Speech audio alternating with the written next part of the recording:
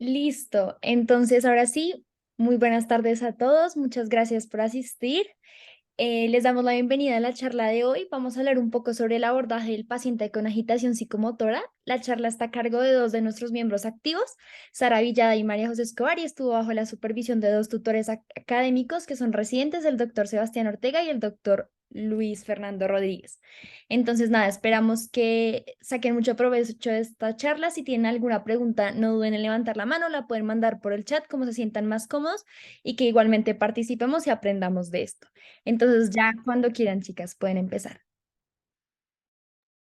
Listo, gracias, vale. Bueno, como ya introdujo, vamos a hablarles sobre el abordaje del paciente con agitación psicomotora. Si quieres, dale, Sara. Tenemos como índice de contenidos. No me ya. Como índice de contenidos lo dividimos en cuatro partes. Principalmente vamos a hablar de la introducción, luego la evaluación del paciente, el manejo no farmacológico y luego un manejo farmacológico. La bibliografía, aquí tenemos la bibliografía que usamos, el libro de Medicina de Urgencias de Tintinale y diferentes artículos. Listo, entonces, en primer lugar, vamos a hablar un poco sobre la definición de lo que consideramos como un paciente con agitación psicomotora y según el DSM-5 se define como un paciente con actividad motora excesiva asociada con una sensación de tensión y asimismo podemos encontrar diferentes definiciones en las que siempre se resalta un estado de excitación intensa que puede manifestarse de diferentes formas y tener además diferentes comportamientos o no agresivos vinculados con la violencia, pero es importante recalcar que puede tener diferentes etiologías, como vamos a ver más adelante durante la charla. En cuanto a la epidemiología, es importante saber que es una situación creciente y que, de acuerdo con diferentes estudios, ha identificado que más o menos el 50% de los profesionales que se identificaron en la encuesta a la que me estoy refiriendo han sido víctimas de algún tipo de violencia a lo largo de su carrera. También es importante recalcar que más o menos entre el 4 y el 8% de los pacientes psiquiátricos se encontraban armados. Esto hablando de un contexto de urgencias psiquiátricas y por lo tanto se evidencia que se escalona a una violencia en estos casos. Es muy prevalente cuando hablamos de jóvenes, de hombres, de historia de alcohol o abuso de sustancias y también de antecedentes de las mismas y se ha asociado a conductas suicidas. Aquí simplemente en esta tabla vemos em, una relación que existe con el síndrome de excitación y de delirio y algunas estadísticas sobre la mortalidad en el mismo. Y ya. Entonces, en cuanto a la prevención de la violencia, como ya vimos, es claro que los médicos generales normalmente se encuentran desprotegidos y no se encuentran preparados a la hora de atender una situación o un paciente con agitación psicomotora. Por lo tanto, es necesario que el sistema de salud tenga personal de seguridad, que tenga sistemas de alarma, que se encuentre con sistema limitado y áreas restringidas principalmente ya que sabemos que estos espacios suelen ser caracterizados por su disponibilidad no solo de rehenes, sino también del acceso generalizado a drogas y a armas. Además, una educación al personal de salud sobre la ubicación del paciente, por ejemplo, que el paciente no debe encontrarse entre el profesional de la salud y la salida de emergencia, la salida del consultorio, que no debe haber un bloqueo de la puerta, preferiblemente que la puerta abra hacia afuera, que no hayan objetos que puedan usarse como armas o ser armas potenciales. Y aquí también es importante saber que las entrevistas con este tipo de pacientes tienen que ser en lugares privados, pero no aislados por el mismo riesgo que puede sufrir el personal de la salud. Además, em, cabe resaltar que los escenarios de urgencia son atmósferas estresantes, no solo por la potencial enfermedad que tienen los pacientes, sino por los tiempos prolongados de espera y la confusión que generan estos mismos. Entonces, ahí vamos a hablar un poco sobre la etiología. Perdón. Entonces, en cuanto a la etiología, vamos a tener que los pacientes violentos No se conoce muy bien la patogenia de la violencia como tal, pero suelen estar relacionadas con diferentes etiologías y aquí les dejamos simplemente una memotecnia a la hora de realizar la evaluación para tener todas las posibles causas en mente.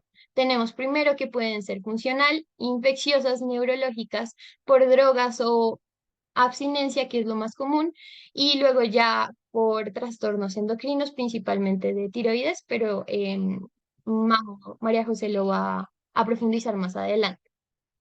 Como les comentaba, los más prevalentes son el uso de drogas, de alcohol y periodos de abstinencia, pero siempre es importante descartar la organicidad e identificar los diferentes antecedentes que tengan los pacientes, así como todo el contexto en el cual se encuentran.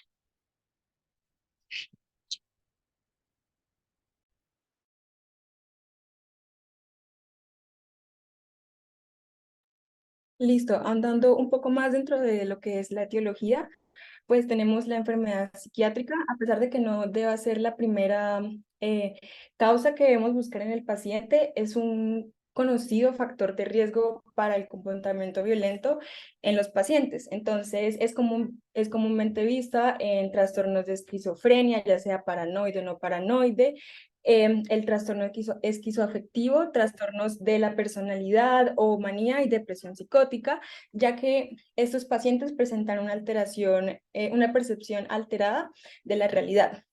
También se ve en trastornos de la personalidad debido a que hay fluctuaciones en el afecto que pueden llegar a causar estados de agitación.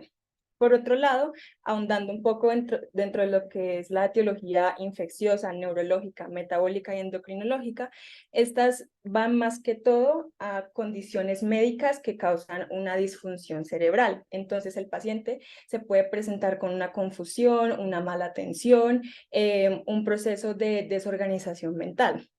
Entonces, dentro de las infecciones, podemos encontrar pacientes con encefalitis, meningitis, sepsis. En causas neurológicas destacamos principalmente el delirium. El delirium hiperactivo se puede presentar como un paciente en estado de agitación, presentándose ya sea con violencia, gritos, como un estado de pánico. En neurológicas también se puede tener en cuenta el traumatismo cerebral, tumores intracraneales y hemorragias también intracraneales, metabólicas y endocrinológicas, como nos hablaba Sara anteriormente. Pues se pueden presentar trastornos de la tiroides, presentando tirotoxicosis, deficiencias nutricionales como sería la encefalopatía de Wernicke, también anormalidades electrolíticas como en el sodio, y ya pasando a lo que serían los pacientes por intoxicaciones, ya sea por estimulantes del sistema nervioso central, como sería un ejemplo la cocaína, o por estados de intoxicación por el alcohol o abstinencia del alcohol, se pueden presentar en un estado de agitación. Principalmente destacamos acá la abstinencia por alcohol, que puede presentarse el paciente con un delirium tremens, donde hay un pensamiento también desorganizado, una fluctuación en el nivel de alerta, y esto predispone al paciente a un estado de agitación.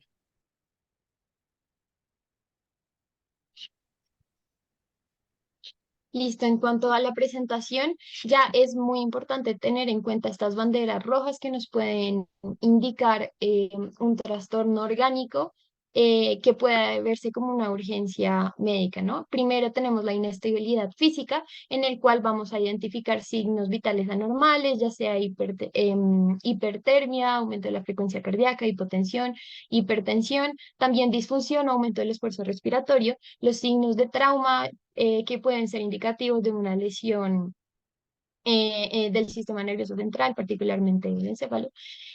También podemos evaluar las características neurológicas, sobre todo alteraciones focales, en las que pues, se pueden encontrar la anisocoria, la ataxia, bueno, etcétera.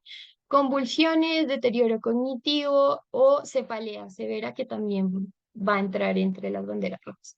Otras pueden ser características psiquiátricas, particularmente una psicosis de nueva aparición, y nunca dejar a un lado los síntomas constitucionales como la pérdida de peso o la intolerancia al calor, que pueden ser indicativo de una tormenta tiroidea.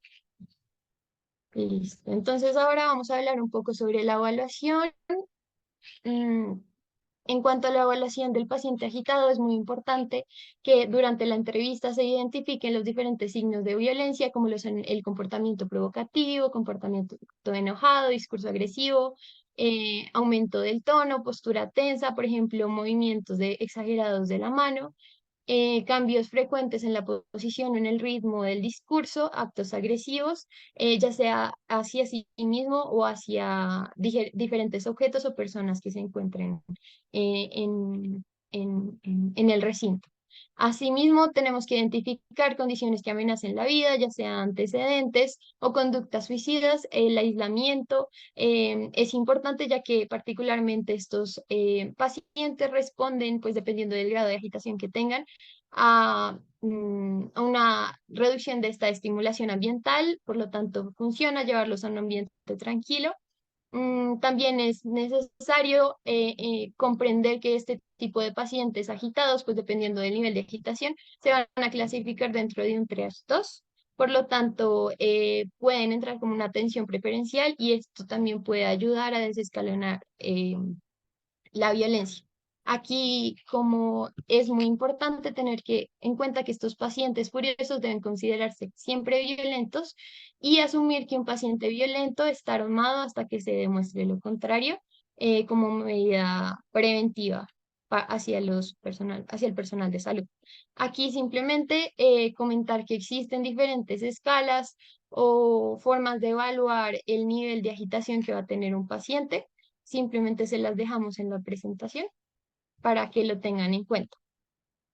Pero a rasgos generales, lo más importante es identificar los grados de agitación, ya sea leve, moderada o severa, dependiendo si existen signos de agitación, si el paciente se encuentra violento o agresivo, que ya nos indicaría una agitación severa, si el paciente es cooperador, que ya lo clasificaríamos más hacia una agitación leve o moderada, y de acuerdo a esto se va a guiar el manejo de estos pacientes, ya sea con desescalonamiento verbal, con calmantes orales o parenterales o ya con medidas restrictivas, que va a ser nuestro último recurso.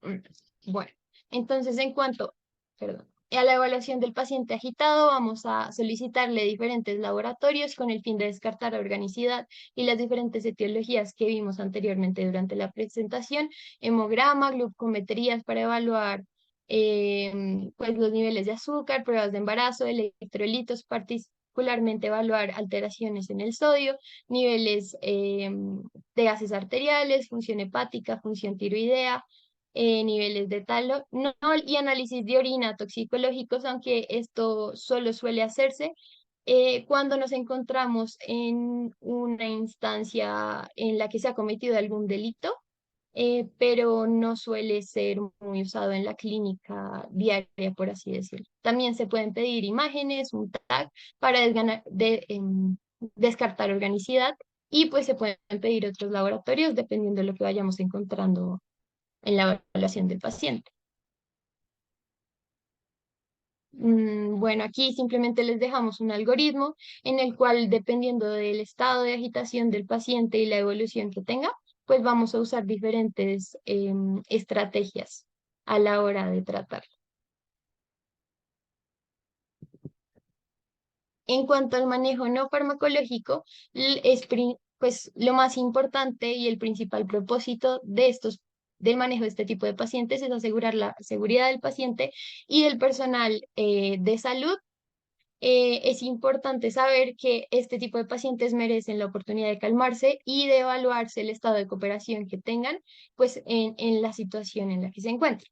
Entonces, las medidas de contención verbal es lo primero que vamos a usar, que consisten en respetar el espacio personal del paciente, no provocarlo, estar muy atento a sus respuestas, hacerlo sentirse escuchado, establecer contacto verbal, pero nunca físico, ser conciso, identificar deseos y sentimientos, escuchar atentamente, hacer gestos amistosos, tener una actitud honesta y directa con el paciente, establecer una ley y límites claros, ofrecer opiniones, optimismo. Bueno, existen muchos principios a la hora de la contención verbal. Lo más importante es que desescalone esta agitación que hoy tienen los pacientes y se usan principalmente cuando tenemos un paciente con agitación leve o moderada y además nos permiten evaluar el estado mental y psicológico del paciente que estamos atendiendo. Entonces existen diferentes formas y técnicas. La más conocida es esta Feel, Felt, Found, que es sentir, que sintió y que encontró, que proporciona un marco para responder a las necesidades emocionales de los pacientes y aquí simplemente les dejamos un ejemplo. Por ejemplo, entiendo cómo puede sentirse de esta manera, otros en la misma situación se han sentido así. La mayoría ha descubierto que tal manejo les puede ayudar y aquí es muy importante tomar las amenazas en serio que hagan los pacientes, ya que pueden llegar a ser perjudiciales para el personal de salud.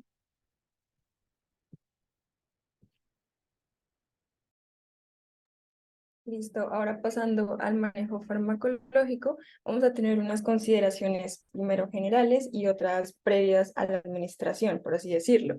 Entonces, generales es que este manejo farmacológico puede aplicarse ya si el paciente tiene o no tiene medidas de inmovilización, pero siempre debe ser después de que el paciente no responda a una técnica de contención verbal. También este manejo farmacológico se da cuando se requiere una tranquilización rápida y esta tranquilización rápida es un principio, es como indicada para cuando el paciente está en un contexto agudo y está agitado, está combativo y está en un riesgo de comportamiento violento tanto para sí mismo como para el equipo y pues estas acciones pueden ser dañinas por lo que se requieren acciones por parte del equipo que sean inmediatas. Otra consideración general es que anticipar la necesidad de una terapia farmacológica en la clínica puede obviar un poco la necesidad de que el paciente necesite una medida de restricción o de inmovilización. Por otro lado, previo a la administración, pues se debe tener en cuenta el diagnóstico subyacente del paciente, como ya habíamos hablado de las diferentes etiologías, la forma de presentación de la agitación, es decir, los signos, los síntomas, y por otro lado, tener en cuenta ya con respecto al manejo farmacológico, es los riesgos y beneficios de los fármacos y las dosis y vías de administración de las que vamos a hablar en la siguiente diapositiva.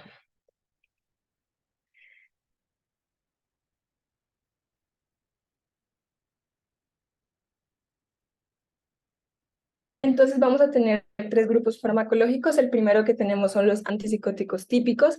El primer fármaco que se usa para dentro de este grupo es el haloperidol. Es el usado comúnmente para el control del paciente violento o el paciente agitado. Se usa a menudo por una vía de administración intramuscular y principalmente en aquellos pacientes que tienen un historial psiquiátrico conocido. También es el preferido para el hecho de la tranquilización rápida y tener una baja incidencia de sedación o hipotensión. Pasando a lo que sería el mecanismo de acción, tiene una alta afinidad a lo que serían los receptores de dopamina, los receptores de D2 en el cerebro, causando antagonismo de estos receptores. Vamos a encontrarlo en vías de administración vía oral, vía intramuscular y la vía intravenosa. Sin embargo, esta vía intravenosa presentó una advertencia por parte de la FDA por riesgo de prolongación del QT, por lo que ya se está en desuso.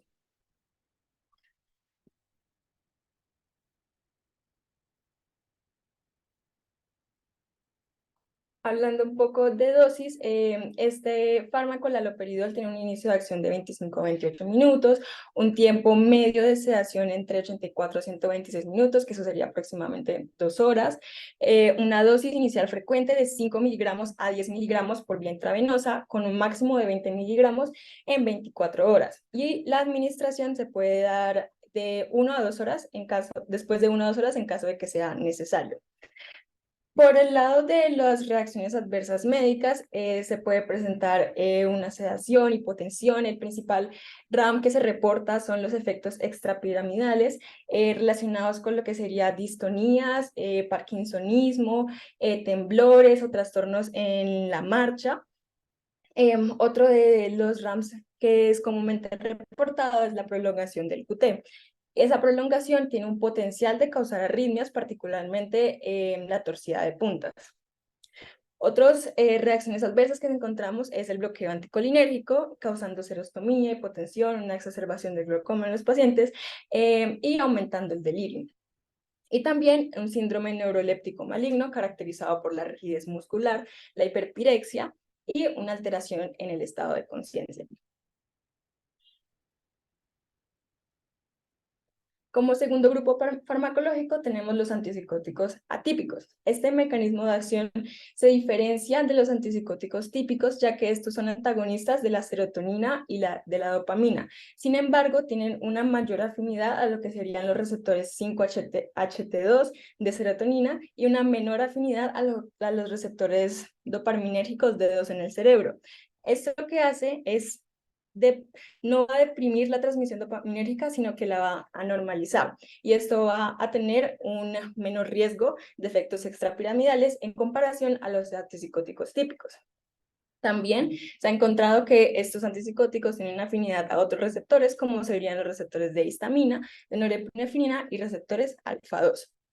Entonces tenemos disponibles antipsicóticos atípicos en Colombia, la olanzapina, la risperidona y la quetiapina. Como vías de administración tenemos de la olanzapina la vía oral, la vía intravenosa y la intramuscular, y tanto para la risperidona y la quetiapina tenemos la vía oral.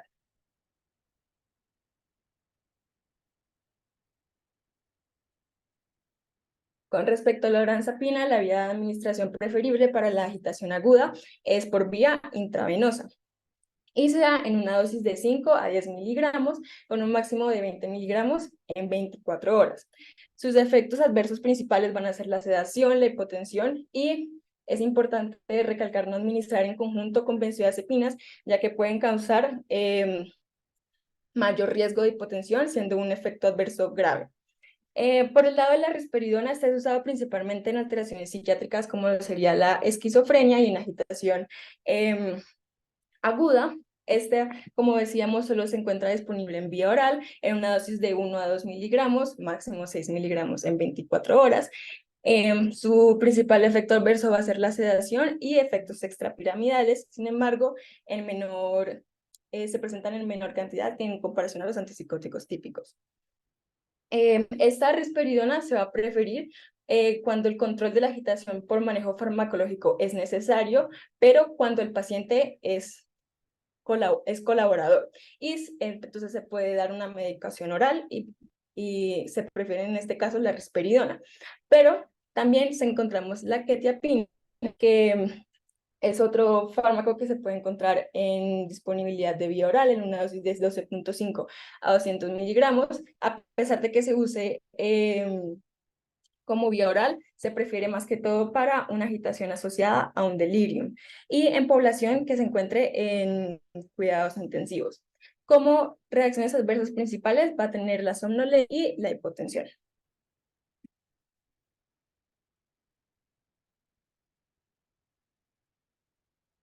Ahora, como último grupo farmacológico, tenemos las benzodiazepinas. Estas van a actuar directamente sobre el receptor GABA-A, haciendo que se aumente la afinidad del GABA a su receptor. Entonces, esto va a tener unos efectos depresores del sistema nervioso central mucho más significativos en comparación a los antipsicóticos.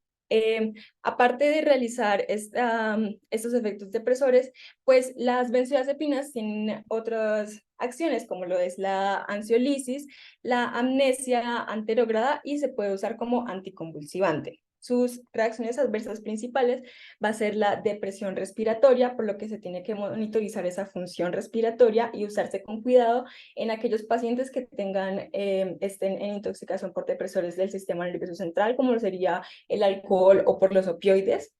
Otros efectos también sería la ataxia, la somnolencia excesiva, en menor grado la desinhibición paradójica y la hipotensión.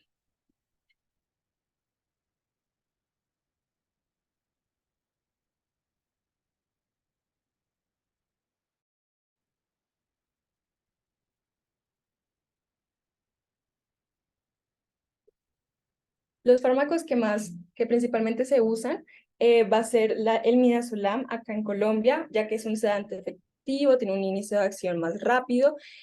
Su vía de administración puede ser intravenosa, intramuscular o intranasal. Sin embargo, para la agitación se prefiere su vía intramuscular de 2 a 5 miligramos. Tiene un inicio de sedación o un inicio de acción de 15 minutos, con un tiempo total de sedación de 82 a 105 minutos. El lorazepam lo mencionamos, sin embargo, en Colombia no se encuentra su administración intramuscular. Este se puede encontrar más que todo se encuentra en las vías americanas, por lo que lo mencionamos, pero se tiene en cuenta que acá no se encuentra la vía intramuscular, sino que solo está disponible la vía oral. Se administra más que todo en dosis de 0,5 a 2 miligramos con inicio de sedación a los 32 minutos y un tiempo total de sedación a 217 minutos. Es usado porque tiene una rápida acción y una efectividad y una vida media corta. Otras benzodiazepinas que se pueden usar y que sí están disponibles en Colombia puede ser el diazepam intravenoso, que es una benzodiazepina de acción prolongada con una vida media de 18 horas. Su administración es parenteral de 5 a 10 miligramos. Y el clonazepam, que este solo está disponible por vía oral en gotas con una dosis de 0,25 a 0,5 miligramos. Es una benzodiazepina de alta potencia con una vida media larga, con una eliminación de entre 20 a 80 horas.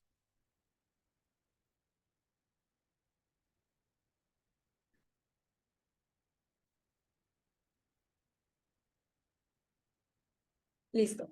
Sobre la terapia combinada, esta se puede usar cuando se encuentren pacientes con agitación severa. Y se usa para tratar diferentes componentes de la agitación, como sería los diferentes niveles de despertar de alerta que puede tener el paciente, la ansiedad y la psicosis. Usualmente la terapia combinada es un antipsicótico típico más una benzodiazepina.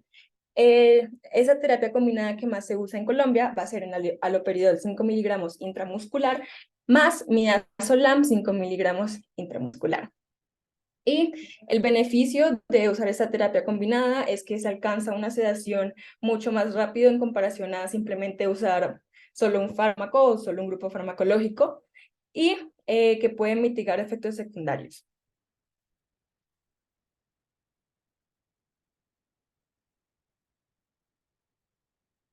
Ahora hablando un poco de poblaciones especiales, vamos a tener 3 principales. Primero, los niños. En los niños la agitación psicomotora se puede presentar ya sea como berrinches o que actúen de manera desafiante. Y lo que se prefiere para los niños como primera línea de manejo es una contención verbal. Si no se logra hacer eso, pues se puede llamar a los padres y los cuidadores, intentando acostumbrar al niño a un entorno diferente. Sin embargo, si esa distensión verbal no funciona, cuando se prefieren medicamentos, se va a preferir la vía oral, porque en el caso de que se usen inyecciones, esto puede exacerbar más los síntomas de agitación en el niño. Cuando se usan medicamentos, se va a preferir los antihistamínicos como la difenhidramina, ya que hay reportes de que es mucho más seguro en comparación a antipsicóticos o benzodiazepinas. Otra población son las embarazadas, que en el embarazo se pueden empeorar trastornos psiquiátricos y se puede empeorar a cambios en la dosificación de medicamentos o simplemente el hecho de estar en el estado de embarazo. La selección de medicamentos se vuelve mucho más limitada. Entonces, tenemos como primera acción la risperidona como agente de primera línea para pacientes embarazadas. Sin embargo, también se ha sugerido el uso de haloperidol y benzodiazepinas, sin embargo, en un contexto más agudo. Con respecto a pacientes de edad avanzada, se suele buscar más que todo trastornos médicos, ya que son más comunes en este subgrupo. Y pues evaluar trastornos infecciosos, buscando en imágenes o en laboratorios alguna causa y descartar organicidad. Principalmente en pacientes de edad avanzada se prefiere usar la mitad de las dosis de los fármacos, puesto que hay una disminución en la excreción de los medicamentos y pues debe haber una titulación más lenta en comparación a los pacientes jóvenes. Se prefiere el uso de antipsicóticos ya sea típicos o atípicos, en comparación a las benzodiazepinas, ya que su uso pues, se relaciona con mayores efectos adversos, prolongación del QT, depresión del sistema nervioso central y más que todo depresión respiratoria y cardiovascular.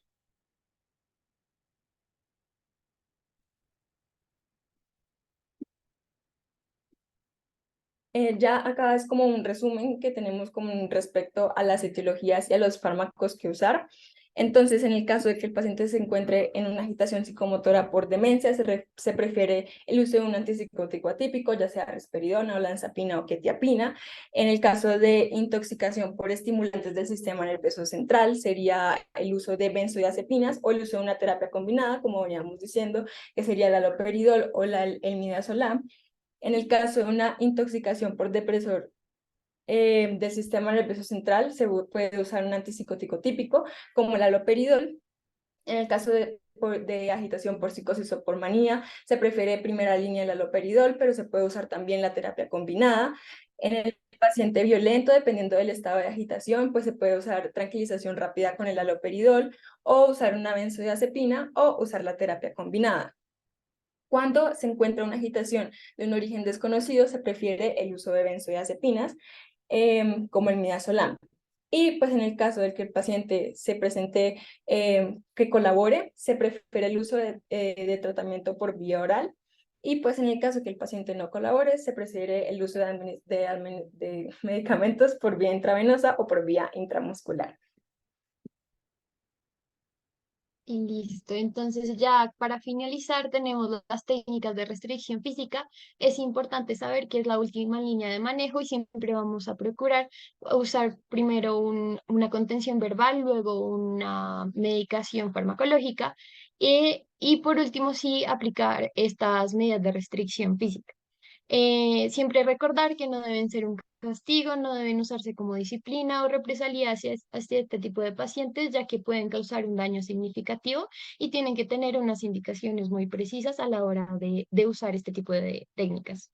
En primer lugar, tenemos un daño inminente a terceros, ya sea por violencia o por la misma agitación severa que tenga el paciente, daño inminente a sí mismo, significativa del tratamiento, daño del medio ambiente o ya sea para la continuación de un tratamiento o de un manejo.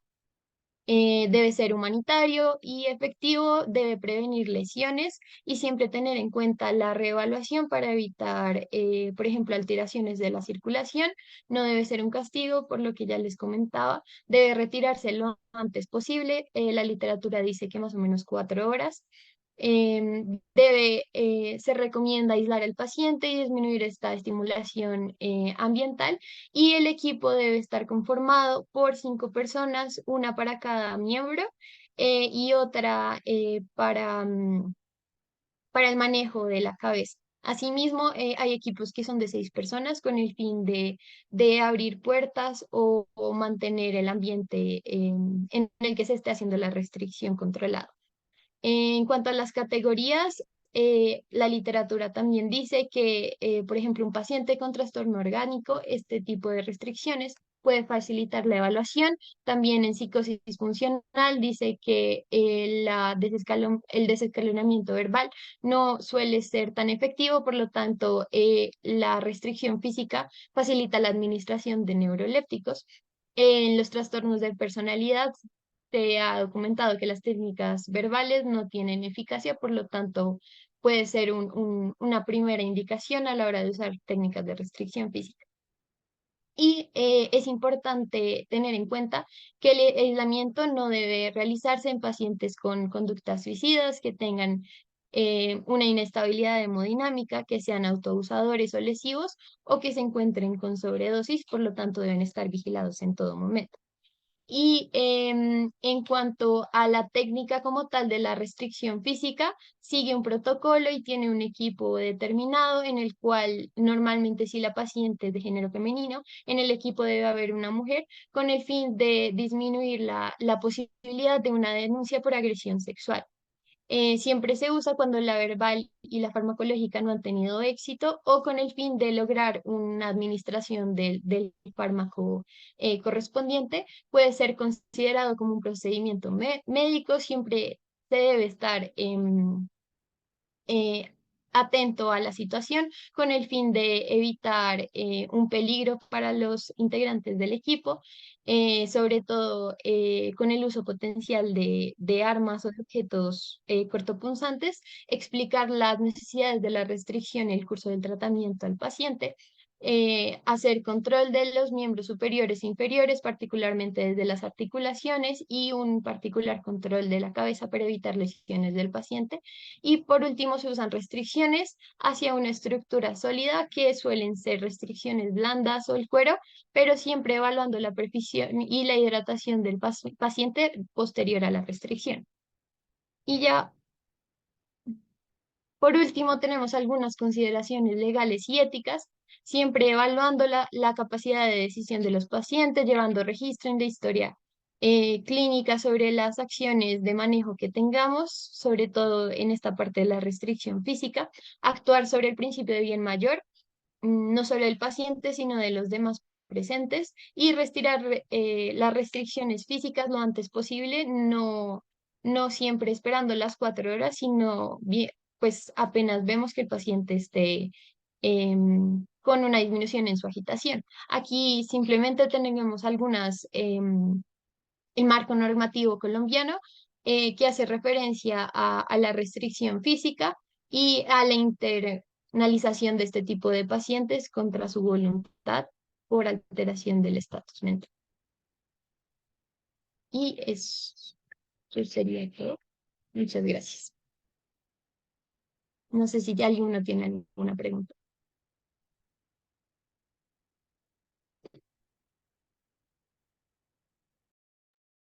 Listo, creo que el doctor tiene la mano levantada, si quieres. Buenas noches, espero que todos estén bien. Pues primero felicitar a María José y a Sara. Yo les traté de ayudar un poco, pues, realmente para organizar la charla. Yo creo que es un tema bastante importante en el sentido que es algo común, ¿sí? Y que la gran mayoría de veces fallamos. Eh, Como ustedes se dieron cuenta, yo quiero rescatar como unos puntos importantes.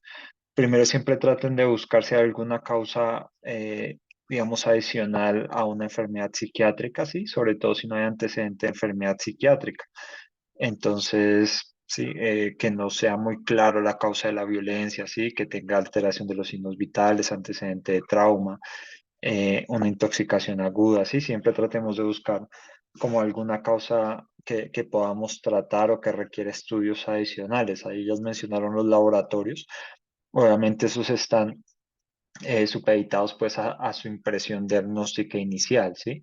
Lo que a veces pasa es que uno tiende a subestimar este tipo de pacientes, entonces siempre dicen, no, es que tiene un estado psicótico o algo así y lo dejan de lado y termina teniendo alguna enfermedad que podamos adicional o alguna enfermedad que podamos tratar, ¿sí? Una hiponatremia o no sé, una hemorragia, un hematoma subdural o un epidural. Entonces siempre traten de buscar la etiología, ¿listo? Y buscar, siempre tengan esa pericia como para saber si evidentemente esa persona tiene una enfermedad psiquiátrica o no, porque eso puede cambiar todo el destino pues de la enfermedad y la vida del paciente, ¿no? Otro punto que quiero resaltar y que también fallamos mucho es en las medidas de contención verbal, ¿sí? Porque a veces nosotros como médicos, a veces subestimamos esos síntomas y tratamos de entrar en una confrontación con esos pacientes.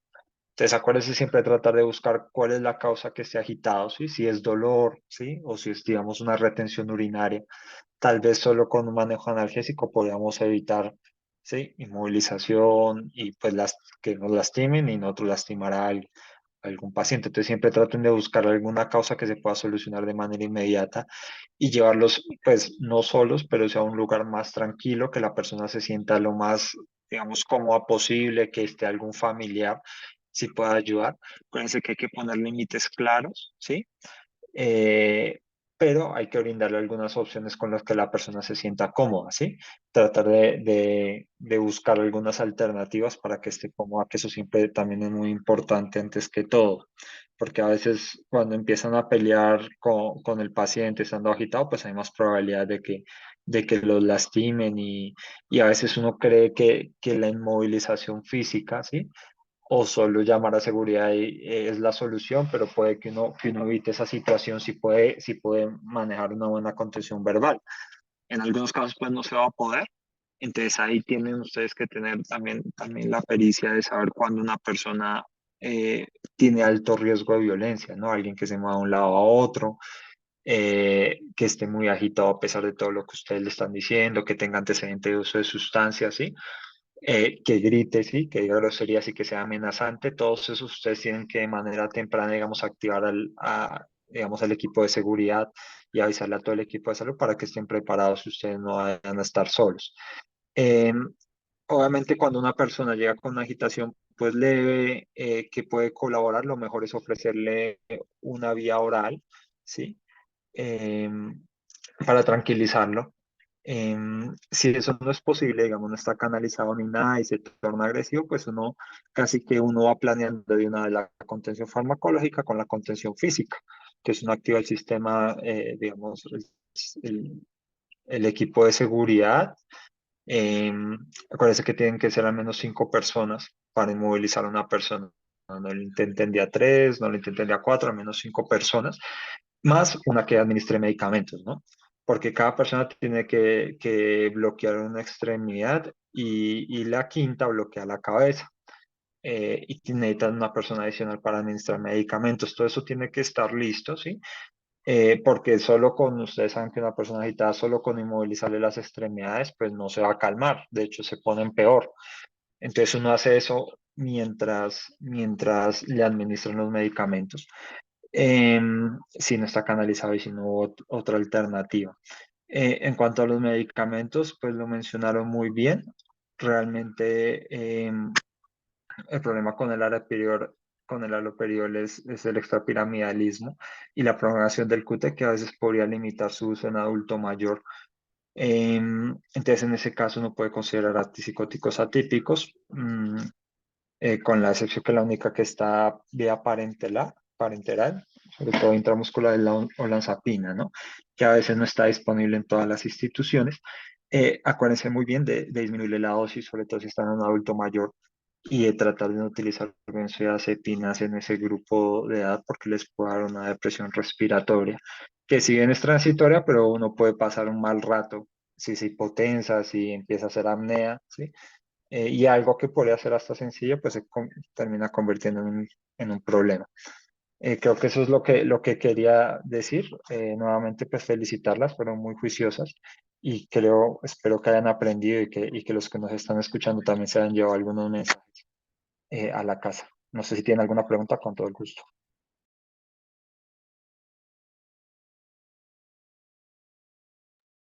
Hola, doctor. Yo aprovecho y hago una pregunta. Hemos visto que el uso, pues, de ketamina ha tomado como mucha fuerza en el uso del paciente con psicosis como severa, como agitación severa. Queríamos saber si esa tiene alguna indicación o como qué riesgos considerar como al momento de su administración o qué modificaciones tendría en el momento de la administración con los otros medicamentos que ya comentamos. ¿Me dices la ketamina? Sí. Sí, ¿O ketamina, sí? ketamina, sí. Pues la ketamina cogió ahorita fuerza, es un antagonista del NMDA. Eh, Hay unas dosis, o sea, los efectos de la ketamina va a depender de la dosis que uno utilice, ¿sí? Se ha descrito una dosis subdisociativa, que eso es menos a 0,3 miligramos por kilo. Sin embargo, acuérdese que la ketamina se asocia mucho con agitación psicomotora. ¿M? Realmente su uso rutinario como monoterapia no está indicado, ¿sí? Si no revisa, digamos, lo que revisamos, la ketamina no es la primera opción, ¿sí? Ya que habitualmente genera sensación de despersonalización, incluso con dosis subdisociativas, y puede generar mucho vómito. Entonces, si tú estás planeando, digamos, tener una persona inmovilizada, ¿sí? Y sobre todo si vino con, no sé, un estado psicótico agudo con agresividad, no es tan buena opción en el sentido que puede tener episodios de despersonalización. O sea, con dosis de 0,3 para abajo disminuye la frecuencia, pero aún así se pueden presentar incluso como en el 45% de los casos. Entonces no es tan bueno darle a una persona que ya está, digamos, confundida, agitada, así, agresiva, darle una dosis que le puede generar algo adicional y sobre todo que le pueda dar vómito a una persona que ustedes la tienen inmovilizada.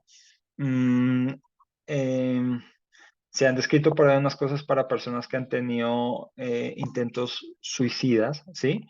Eso sobre todo en Estados Unidos son reportes de caso que disminuye un poco digamos, esa ideación suicida, pero eso todavía no está muy establecido, ¿sí?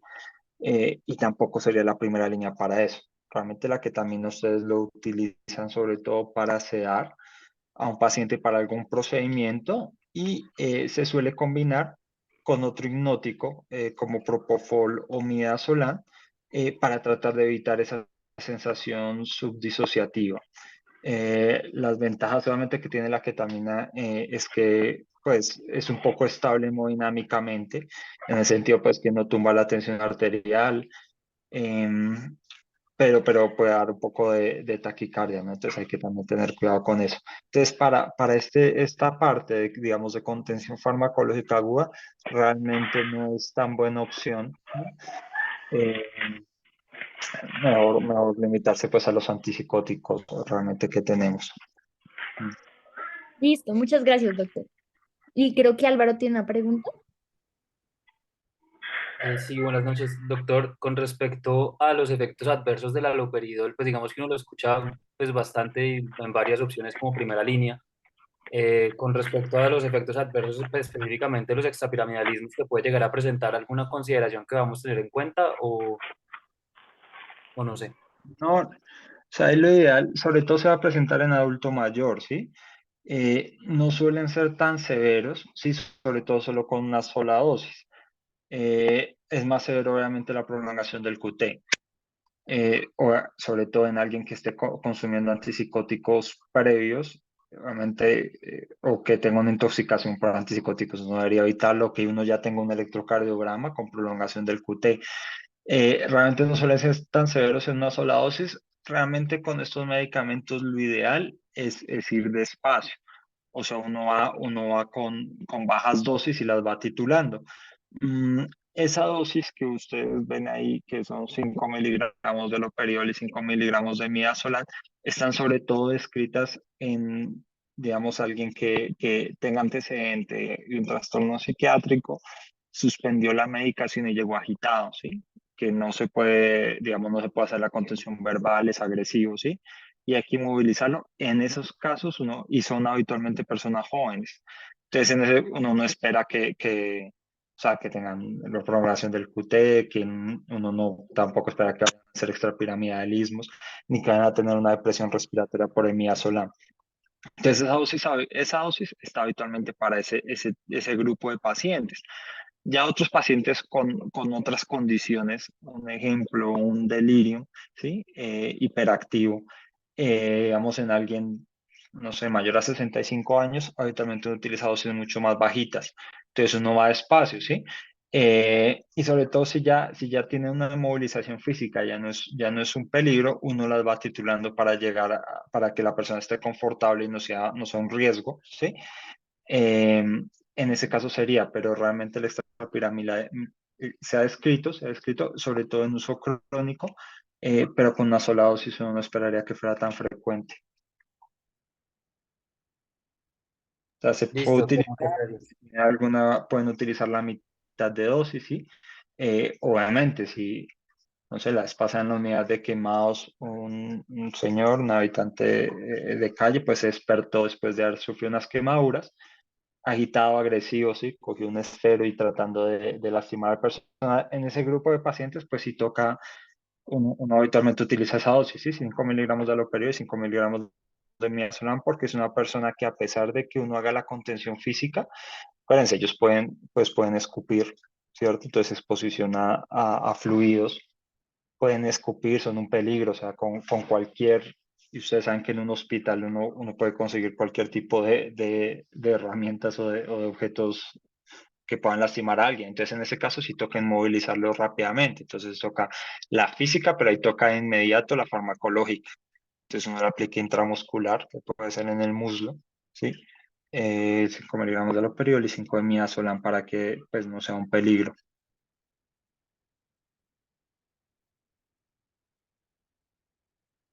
Y en los que ustedes tengan la opción, nuevamente tómenles electrocardiograma previo, ¿no? O si ustedes ya, si por alguna razón ya está hospitalizado por algo y tiene electrocardiograma previo, siempre revísenlo antes de utilizar sobre todo los periodos.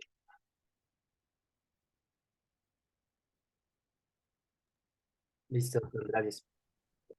Doctor, aquí me mandan Bueno, una en realidad pregunta. estos pacientes, bueno, déjame acá, lo ideal de estos pacientes es que ustedes los monitoricen, ¿no? Al menos les dejen un monitor mientras, después de la aplicación del midazolam o del haloperidol. Sí, Listo.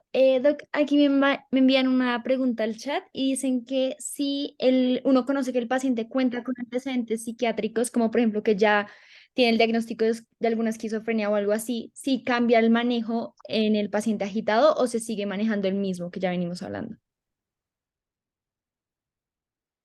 No entiendo. Habitualmente el haloperidol se recomienda para pacientes que ya tengan antecedente de esquizofrenia o de algún antecedente psiquiátrico, ¿no? Uno tendría que ver qué medicamento tiene, ¿sí? Pero no entiendo muy bien la pregunta en el sentido que si es para después crónico o si le quieren escalonar tratamiento, ¿sí? Digamos, habitualmente lo que uno hace en alguien con antecedente de esquizofrenia o algo así, muchos de es que no son bien adherentes. Entonces, ahí uno escoge según el perfil. Si es adulto mayor, uno se inclina un poco más por los atípicos, antipsicóticos atípicos. Si es más joven, uno utiliza pues el típico y benzodiazepina, ¿sí? Porque habitualmente es que ellos suspendieron el tratamiento. Listo, Se doctor. puede usar pues la quetiapina, el problema es que da un poco de hipotensión, ¿no? Da un poco de hipotensión, acuérdese que la quetiapina pues viene solo vía oral. Habitualmente cuando uno le recomienda primero risperidón en el caso que tenga vía oral habilitada, ¿sí? Y uno la puede combinar o uno puede utilizar, bueno, combinar, disculpen, si no, uno puede utilizar una benzodiazepina de vía media, entonces un poquito alprazolam o lorazepam oral, en el caso que la persona esté tolerando la vía oral. ¿Sí? Entonces 0,25 miligramos del parazolam habitualmente no hace tanto efecto y sí sirve bastante para tranquilizar. Pero parece que la quetiapina, la risperidona, las otras benzodiazepinas fuera del midazolam tienen esa limitación que solo vienen pues por vía oral. Hay una consideración con el diazepam, uno habitualmente pues no lo utiliza, ¿sí? Ni siquiera en estatus convulsivo, ni siquiera es como de las primeras opciones, básicamente es porque tiene esa vía media muy larga. Entonces de nada le sirve a ustedes, porque ese es el manejo agudo, entonces de nada les sirve a ustedes darle un medicamento que va a tener una vía media muy larga que les va a dificultar el examen neurológico y también si hay algún efecto adverso asociado, ese efecto adverso va a durar más tiempo. Entonces uno no utiliza diazepam. Eh, sí, en este contexto no se utiliza diazepam. Sino, pues, orales ustedes juegan con lo que hay, entonces uno puede ponerle, si está oral significa que puede estar un poco agitado, pero colabora, ¿sí? Entonces son las personas que, no sé, llegaron por un trastorno de ansiedad, entonces son personas que están ansiosas, pero no son agresivas. Entonces uno puede considerar, pues, uno le formula un poquito del prazolam, 0,25, ¿sí? Y lorazepam tal vez se puede un miligramo oral. eh, y habitualmente como uno mientras hace digamos, trata de buscar qué es la causa, no solo lo deja con la benzodiazepina, no suele utilizar antipsicótico en esos casos. Listo, doctor. Muchas gracias. No sé si alguien más tenga alguna otra pregunta.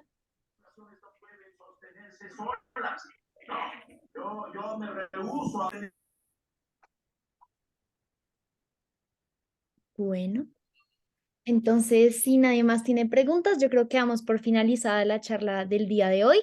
Nuevamente, muchas gracias a las expositoras, muchas gracias al doctor, el tutor académico, como siempre, un increíble trabajo. Y pues nada, nos vemos la próxima semana para la siguiente charla. Nuevamente, muchas gracias. Que esté muy bien. Gracias. Gracias. Gracias.